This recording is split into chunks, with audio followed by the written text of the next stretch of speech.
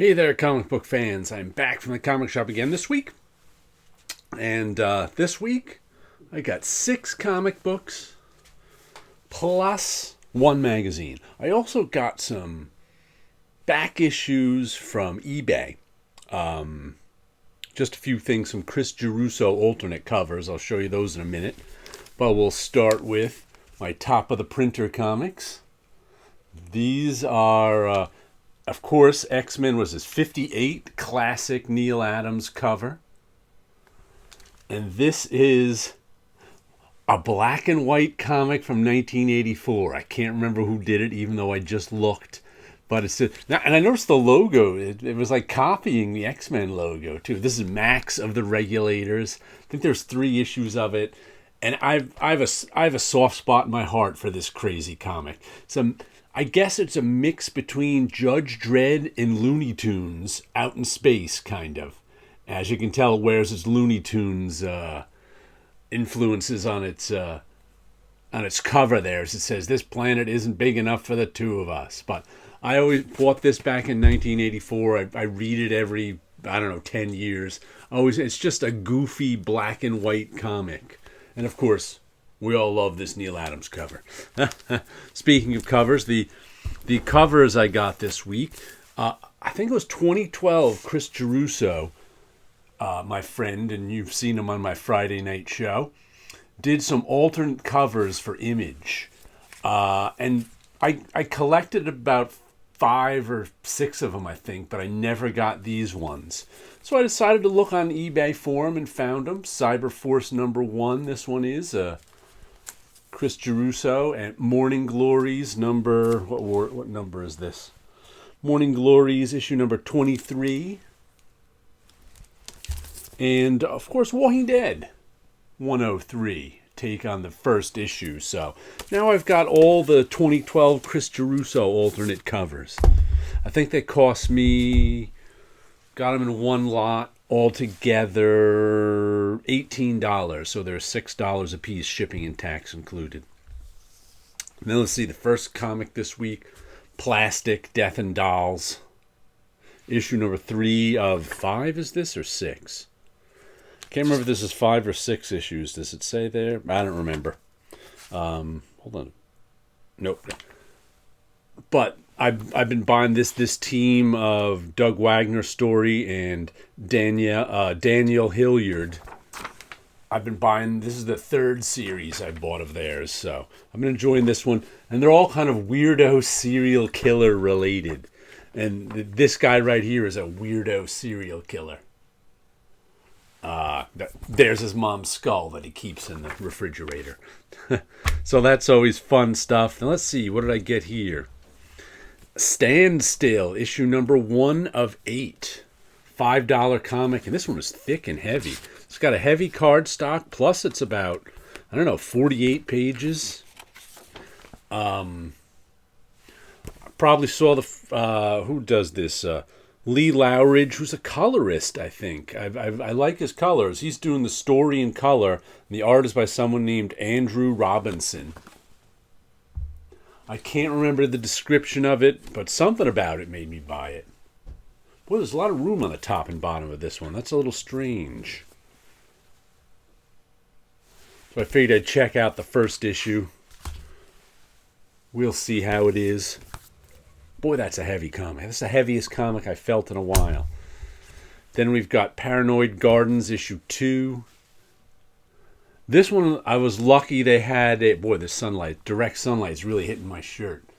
I was lucky they had a copy of this on the shelf, because I think I bought issue 1 a week late, which meant I missed final order cutoff on issue 2. So I was like, I'm not sure if I'll get it or not. I'll have a chance to get it or not. So I saw, a copy there. So I was like, all right, I'm going to grab it. Gerard Way, Sean Simon, Chris Weston, Dave Stewart, Nate Picos. I'm getting it for the Chris Weston art. That's originally why I picked it up. First issue was okay. Takes place at like this, this old age home for old superheroes and aliens or something like that. Here's another #1 I picked up. Huge Detective. praise for Huge Detective. There's a bunch of praise on the back. Who does this? I think I picked it up because, no, I don't even know. Writer Adam Rose, artist Magenta King. You got me. I must have looked at it, looked at a preview of it, and liked the art or something, because I can't remember what it's about. A Huge Detective, I guess. So it's in black and white in the beginning, and then color. So, Huge Detective is the rare read that's completely surprising and new. I'm into that, so. Then we've got Local Man, issue number 13. This one's been good from beginning to now. It's a flip book. There's a little backup story of Local Man in the 90s and the super team he was on. That's him right there. This is him now, having been kicked off the super team and lost his sort of right to be a superhero because they own everything. So he just puts on a ski mask and goes out, and he had to move back to his own hometown, his old hometown. And there's trouble in his hometown that he's trying to fix. Oh, look at that. A sideways Image Comics pinup. So, some sort of cult in this second story arc is doing damage to his town. Then we've got Usagi Yojimbo, The Crow, part 5 of 5. They've been doing all these Usagis. It's also issue 279. They've been doing all these Usagis in miniseries these days, but also putting a legacy number on it. Usagi's always good. This is the final part of the story where Usagi has to team up with some bounty hunters to take out a bandit.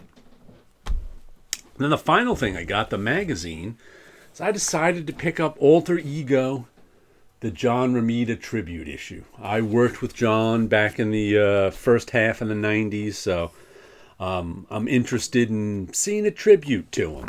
It should be, I guess, I think they collect together all the John Romita stuff that's run in Alter Ego. I think there's an interview with him from like 20 years ago, it said. And people's remembrances of him, too. And I hope Roy Thomas's editorial about John Romita is nicer than the one about Neal Adams, because that thing was crazy. That's the last issue of Alter Ego that I bought, was the Neal Adams tribute issue. And I must have talked about that editorial by Roy Thomas about Neal Adams for like an hour and a half on our Friday night show, because that thing was unhinged. I can't imagine this one will be. A 2001 conversation with master storyteller John Romita, so I guess it's an interview from back then. I don't usually buy many comic magazines, but I saw this one there and, made me think of John, so I figured I'd buy it. Let me show you a little, what do I got back here that I did recently? Dreams of Things 243. This one looks a little like candy. It's got candy coloring. It's a light blue, a pink, and a light yellow. I just saw this one. I pulled this one out before and said, this one reminds me of candy coloring. And a light green, too. I guess it's all those light colors. Strange fellow with a horn on his head. And I don't know who this is. That a building or is that a person's, Is that architecture or a face? Who knows in this dream world? I like the way this one came in. Not my usual color. Pretty. It looks like that blue down there is a bit different than that blue up there. There's a shade different. But both candy colored. Yeah, I think I like the way that came out. I might do a big ink drawing this weekend. I haven't done a big ink drawing in months and months and months, and I was just thinking I've been in a bit of a funk with this cold I have. I don't have a cold anymore. This cold I had, so maybe a big ink drawing will kick me out of that cold funk. You stay there. But there you go. Some comic books, some artwork, and you guys have a good week out there.